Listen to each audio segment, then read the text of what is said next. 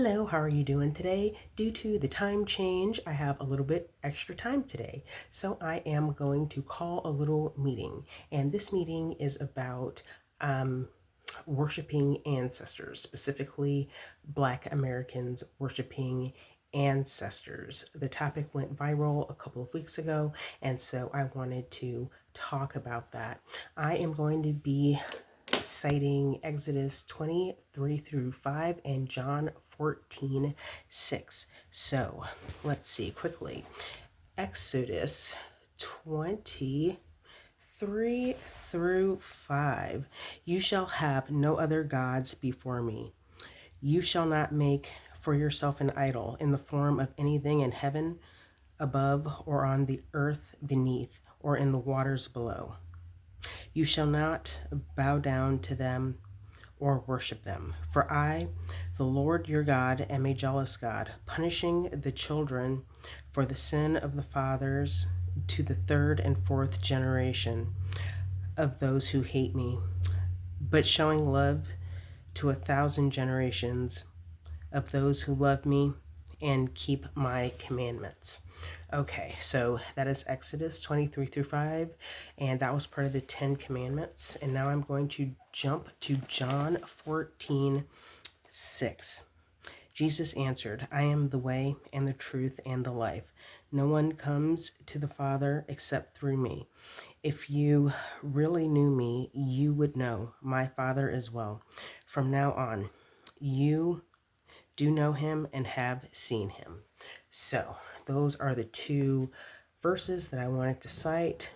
And now I'll just say we all have a choice. Your choices are to accept or reject the Gospels. Now, I live in America, and the person who made this topic trend, he seems to be African American as well. And specifically like Black American, meaning his family has been here in the US a long time. And so those are the people that I'm talking about specifically. But I think that this lesson can apply to anyone. You either accept or reject the Gospels. That's your choice. In America, we have freedom of religion. So if you want to worship your ancestors, you are free to do so. You cannot really choose Jesus Christ and choose to worship your ancestors at the same time. And I just cited those verses again, Exodus 23 through 5 and John 14:6. So, I mean, it's really just that simple.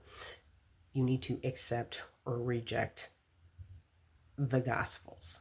You are free to do as you choose, but if you're a Christian, you believe that Jesus Christ is the way, the truth, and the life, and Jesus Christ is the pathway between humanity and each individual and God. That's the belief. If you choose to believe that your ancestors are the way, then you're not a Christian. And that just is what it is. I mean, that's not really something that you can half step. So that's all I wanted to say. I mean, it's really kind of simple, but there seems to be some confusion, and I just wanted to talk about that. And furthermore, I wanted to say there are a lot of people on the internet who talk about let's just say they complain about their family and don't seem to like their family too much. So how is it that people are so interested in their ancestors, but they don't like the relatives that they have living now? I don't understand it. It seems kind of disingenuous. And I'm not judging anything, but it's just there are so many people all across social media talking about cutting off relatives and complaining about relatives, but then there's a lot of people also talking about worshiping ancestors. So I don't quite understand that. And furthermore, your ancestors, they were flesh and blood human beings. They lived their life.